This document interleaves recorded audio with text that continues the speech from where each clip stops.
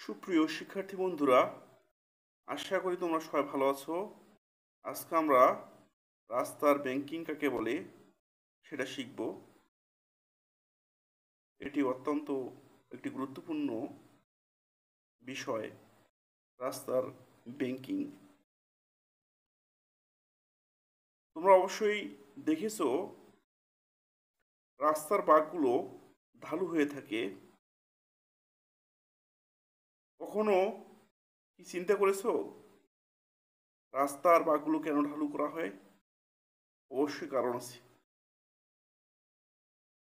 তোমরা জানো যে যখন কোনো বস্তু এই বৃত্তাকার পথে পরিভ্রমণ করে তখন কেন্দ্রমুখী বলের প্রয়োজন হয়। এই কেন্দ্রমুখী বল যদি না হয় তাহলে যানবাহন দুর্ঘটনায় কবলিত হবে। সেজন্য রাস্তার বাঁকগুলো ঢালু করা হয়।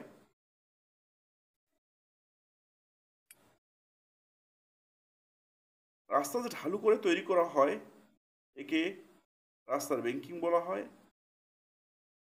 তাহলে এখন আমরা রাস্তার ব্যাংকিং নিয়ে আলোচনা করব।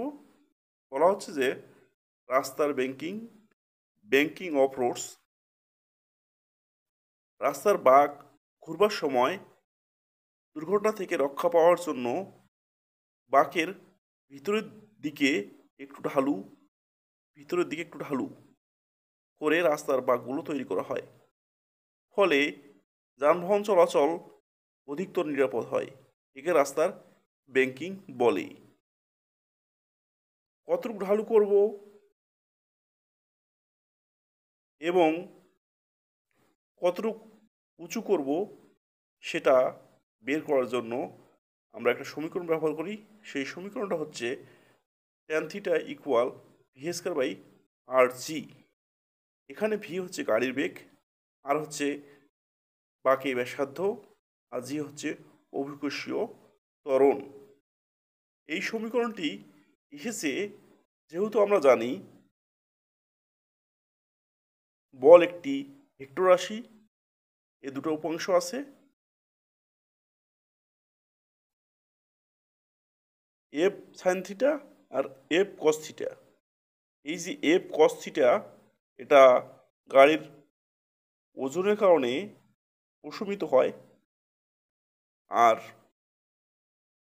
এফ সাইন থিটা কেন্দ্রীয় কেন্দ্রীয় কেন্দ্রমুখী বলের যোগান দিয়ে থাকে। তাহলে আমরা সেই সমীকরণটি কিভাবে নিয়ে আসব? যেহেতু এফ সাইন থিটা কেন্দ্রীয় বলের যোগান দিয়ে থাকে, সুতরাং আমরা লিখতে পারবো এখানে এফ কস থিটা সমান সমান এম জি, এটাকে 1 নম্বর সমীকরণ দেবো, এবং এফ সাইন থিটা কেন্দ্রীয় কেন্দ্রমুখী বলে যোগান দেয়। আবার কেন্দ্রমুখী বল এফ সি ইকুয়াল আমাদের জানা আছে এম ভি স্কয়ার বাই আর। তাহলে আমরা এম ভি স্কয়ার বাই আর লিখব 2 নম্বর সমীকরণ। এখন আমরা কি করব?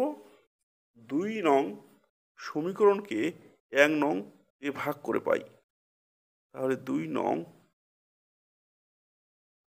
সমীকরণকে সমীকরণকে 2 নং সমীকরণকে 1 নং সমীকরণ দ্বারা ভাগ করে পাই। সমীকরণ দ্বারা